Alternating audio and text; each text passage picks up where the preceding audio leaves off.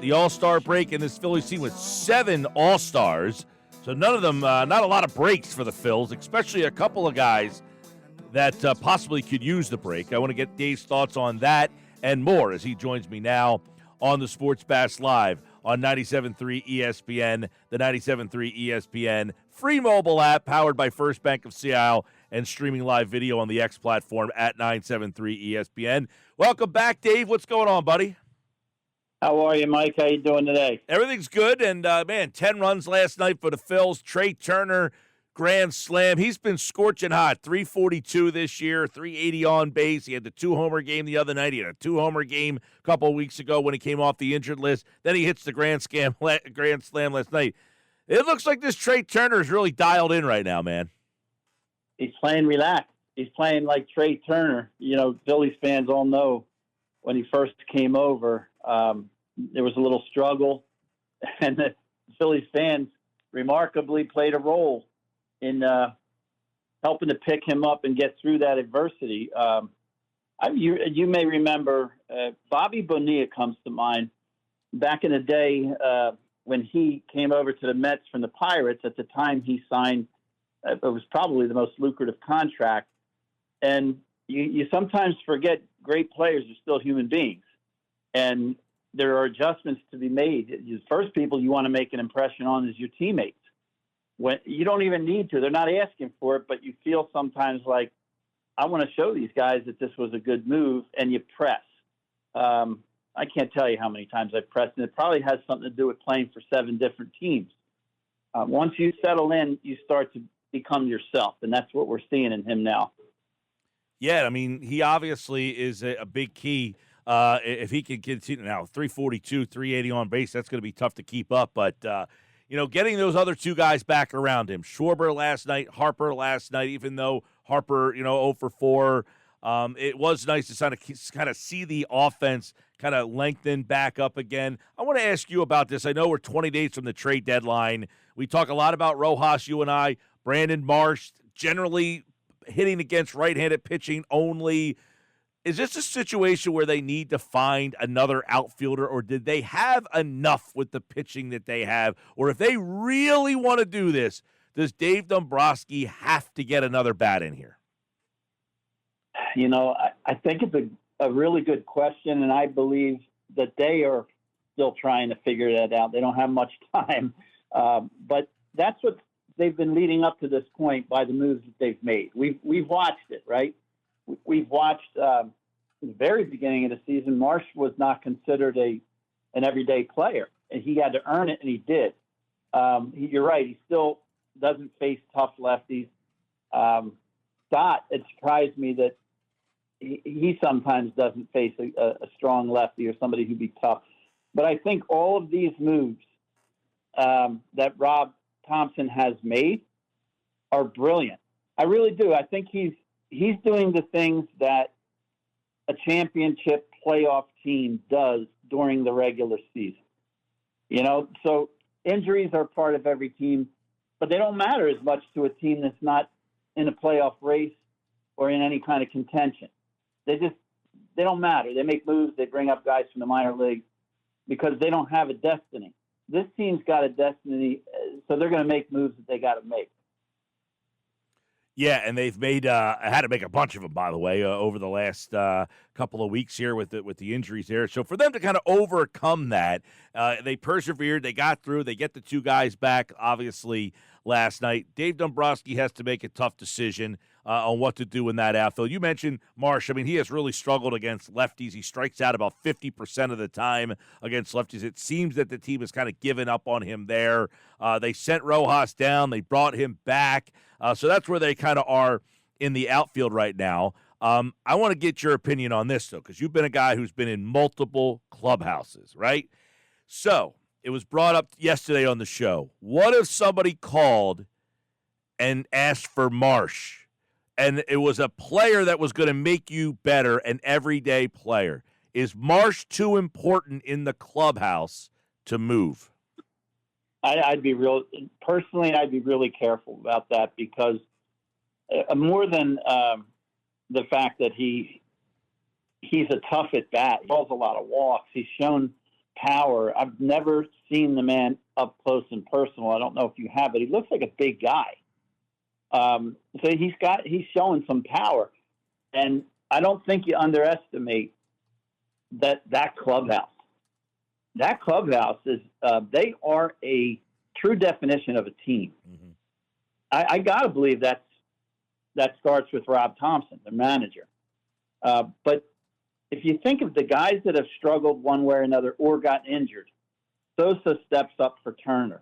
Marchand, I'd never heard of him, and he's kind of stepped up for Real Muto, and he's got a pretty decent arm behind the plate too.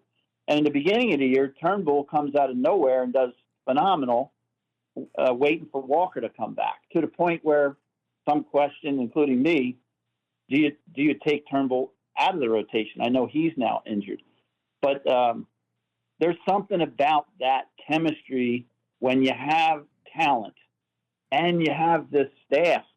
I don't know if I'd mess with it. Yeah, not with a key guy. Well, and that's up, one of the reasons, Dave, I said I wanted to bring you on today is to kind of get that insight on how important. Like, yeah, he's 266. He's not hitting against lefties. They almost have to platoon him. But he's also that important of a guy that if someone said, hey, we'll take Marsh and we'll give you a player who's going to play every day and maybe be a little bit more productive, you're saying he's too important for what else the intangible. By the way, he's 6'4", that you can't move him. Yeah, I'm big on chemistry. Now, chemistry on a weak team is not going to matter. Everybody gets along and has a good time. But this is not a weak team. This is a very good team, so I think chemistry plays a role. You can see it, the way they behave to each other, their conversations. You don't have to hear what is being said when a camera goes to the dugout and you see one player coming back after scoring or even after making an out, talking to three other guys that are in the lineup about the stuff that the pitcher had. That's what winning teams do. You know, they have conversations. The game is over. They're not rushing through the shower into their car and leaving. They're actually sticking around and talking about what they can do to improve. I've been on teams both ways. I think this team has excellent chemistry. And again, I'm going to lay that on Rob Thompson. I mean, the guy is so laid back, but he's knowledgeable. He doesn't overreact to anything. I think that it's time for them to start thinking about their second half plan. You know, you keep it in-house because the last thing you want to do is talk about the playoffs when you're not there yet. But for them, they need to. Yeah. You know, resting guys, but not too much. Like, as a hitter, I can tell you, if you sit too many games in a row, batting practice isn't going to do it for you. You need to see a live arm for rhythm and timing. So you give me a day off, I'm good. 2 days off, I'm still all right. 3, 4 in a row, that's tough. And that's why injuries take a little time to come back sometimes and get that. Yeah. Pitchers never pitch, but that to me is feel and rhythm. Well, that's why sometimes, you know, it's a non-save situation and the game's 8-0, and it's like, why is Alvarado? Well, he hasn't pitched in 3 days. You know, sometimes you just got to get out there and go through it. By the way, you mentioned injuries. Bryce Harper not in the lineup tonight after that ground ball hit his hand. The lineup just came out. That's what took so long. And no Harper tonight. So it's Schwarber, Turner, Bohm, Stott in the 4-hole. I'd like to get your opinion on that because he's been all over the place. Hasn't had a great year. Did hit that home run last night. See if that kind of jumpstart him. Castellanos, Marsh, Sosa, Merrifield, and Stubbs. I'd also like to get some thoughts on that. But what are your thoughts on Stott? We both like Stott. I think a lot of people like Stott. He just hasn't gotten going yet this year. He hasn't, and they need him. And I think, again, I'm going back to Rob Thompson. It's Rob Thompson day for me. But he's trying. Look, he's looking forward. He's trying to do whatever he can to jumpstart Stott. And what I liked about Stott is he was so darn consistent and professional from the first time I saw him in his at-bat.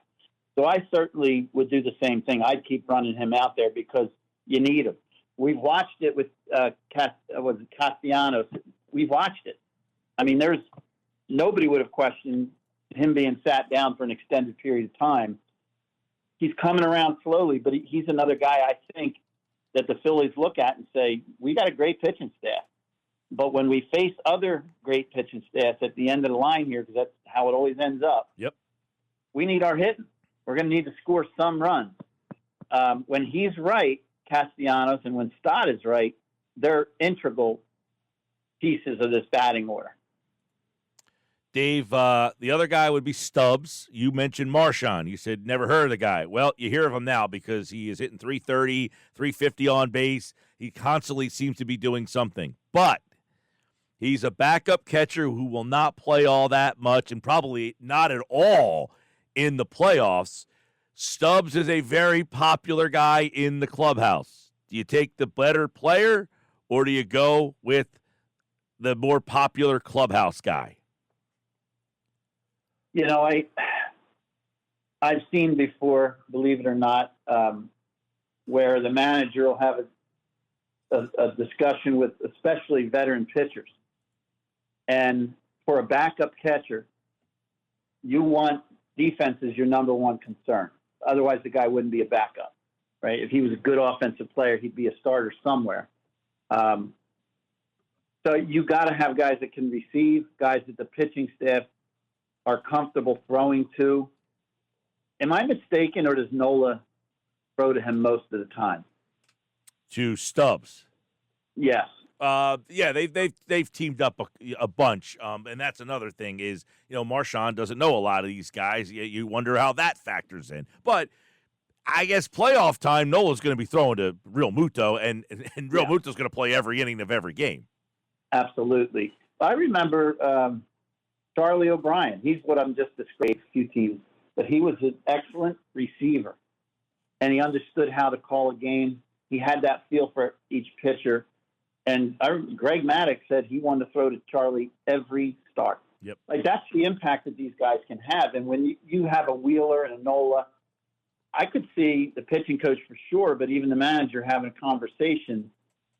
The question that you're asking, maybe they're asking some of these veteran pitchers, what do you think, guys? We're not going to carry three catchers. Right. If, you know, what's your feeling towards Marchand and Stubbs?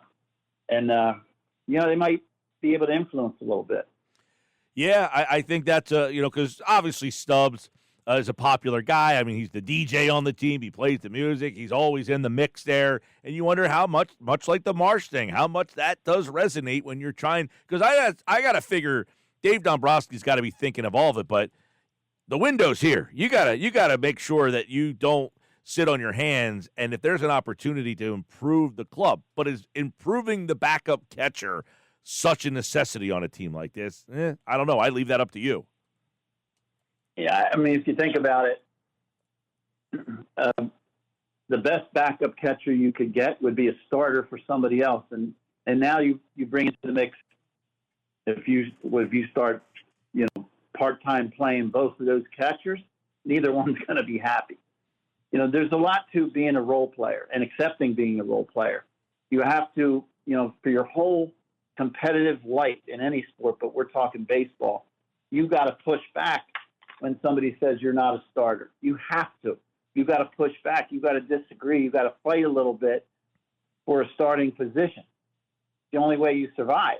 Yeah. And then there comes a time in your career. I remember specifically for me, I was playing for the Mets.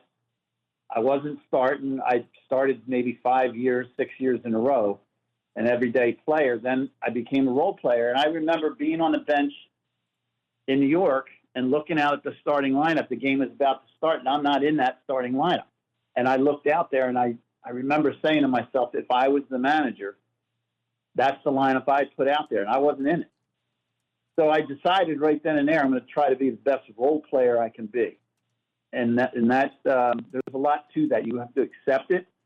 You got to, whoever you're platooning with, you got to be, let's both play well enough that we become a solid starter. You almost want to morph into a single guy whose statistics fit. Yeah. And that's how you survive in the game and stick around. You know, so there's more to, like, let's get the best catcher we can. He's only going to be so good, or he'd be a starter somewhere. You know, so I think you're on to something with the chemistry. Like I said, I think that's of all the teams I've seen this year, even maybe it's because I see the Phillies a lot, but even last year, celebrations, and they just seem to be close. I think that can carry you. Yeah, well, one of the big things will be the bullpen. It's been excellent. Jeff Hoffman has come out of nowhere, and he has kind of taken over the closer's role to the point, Dave, he's an all-star. Matt Strahm has made the all-star game. But if I said you trust Jeff Hoffman, Matt Strahm, I don't know where else other guys are on your hierarchy there, does that say I need another bullpen arm, or do you trust that those guys will do in the second half what they were able to do in the first half? I think the roles are, finally being figured out of where they fit, but that'll be ongoing. You've seen it. We've seen it where a closer, like one of the top closers in a game, can just, like anything else, go cold. Phillies cannot allow anything like that to happen as they're, winding down the regular season and heading into the playoffs. So they do have choices in the pen, which is fantastic. Adding another arm, it's a solid arm, can always make sense because that role for that particular pitcher can change. He could be setup man, he could be a long guy, or he can be the closer if that's the type of guy they go out and get. I think you got to earn the importance of your innings, and that's always, even to the top guys that have big contracts. When you're in the playoffs, I think the contract goes out the window. You got to win. Yeah. Well, it's interesting because Jeff Hoffman kind of came out of nowhere, and he has been, him, and then Kerkering, obviously, who, they gave him a shot last year. I don't know that he did what we were hoped to, what he, I don't know that he put his best foot forward in the playoffs last year, but he has been excellent this year. Do you trust Kerkering as a guy? Alvarado, where is he on your depth chart of guys you trust? So bullpen is always tricky when you're thinking about guys that you trust. Yeah, this is unfair for me to say. I'll state it right up front. I don't trust Alvarado. And yet I'd never want to hit off of that darn guy because, he's got such a sharp breaking cutter or slider, whatever he calls it, to the back foot of a right-handed hitter. But it also gets him in trouble with runners on base, especially on third. Yeah. We've seen that. You're right. We've seen that. And that's why that would be the reason I don't trust him. Kerkering, Hoffman, I'd give them valuable, important innings for sure. And for now, Alvarado, I think, would be a guy that you could bring in. I would give him a shot, regardless of the importance of the game. This is going to sound ironic for me to say it like this, but bases loaded, nobody out, I could see him getting 2 strikeouts and a pop-up. Well, I was going to say, because I can read your mind, you think he can come in and strike 3 guys out. Yeah. Yeah. So it's strange to say that here, I'd be okay with bringing him in with the bases loaded and the crowd going crazy and the moment is big because he's got the opportunity that it can be done. Whereas other guys who are more pitching to contact, that might end that game. Just simple contact might end that game. So there's a role. It's probably not the role he would want, but you got from now to the end of the season to build that confidence up in the staff because Dave Gallagher doesn't make those decisions. He's got to make an impression on them, Well, the last one I want to kind of get your thoughts on is obviously Suarez and Sanchez have come out of nowhere and have been unbelievable. Can they do what they did in the first half in the second half? Do you look at those guys as guys who have taken that next step into elite starters, or is there like, hey, I don't know that they can do that again? Is Sanchez tonight? Sanchez pitches tonight, yes. I think this is a big start for him because Suarez, it's so hard to read Suarez. So hard to read this guy, and it works for him. He's so calm on the mound. But there's been a different little bit of body language in him in the last couple of starts. He's been so fantastic and there almost looked like a little confusion, as to making pitches that are getting hit.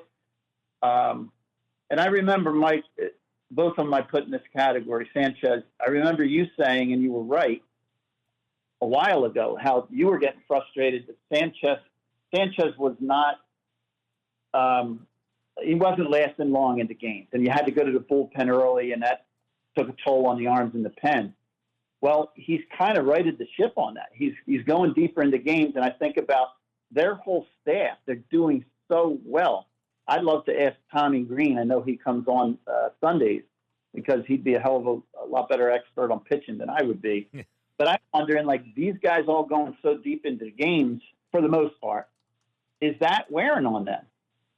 You hope that it isn't. Is that something that Rob and the staff have to keep an eye on, in the second half? Just making sure that they're strong and they're healthy. I just heard something, right before we went on, that Wheeler's got an issue with his back. I think he's had that. Yeah, he got pulled out last night. They're saying precautionary, but hey, you never know.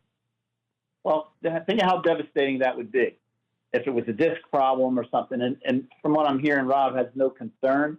He just wants to be, use precaution. But I think this is what this team is doing in the second half, having a plan, rest but not too much, allow these players to have their rhythm and timing, stay healthy, and I'll use a term that we always use, get right.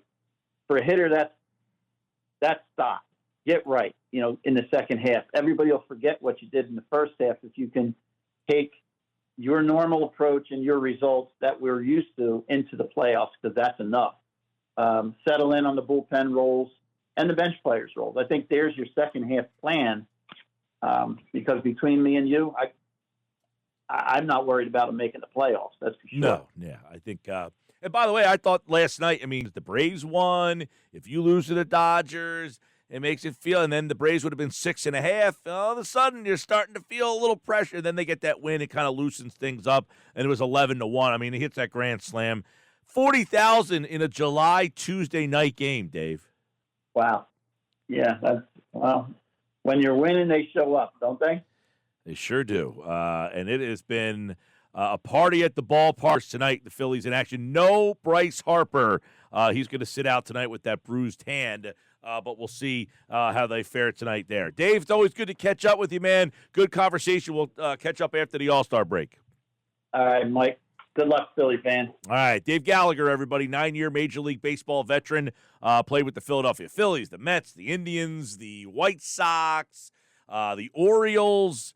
I might have missed one in there, but has been around, played with a lot of great players.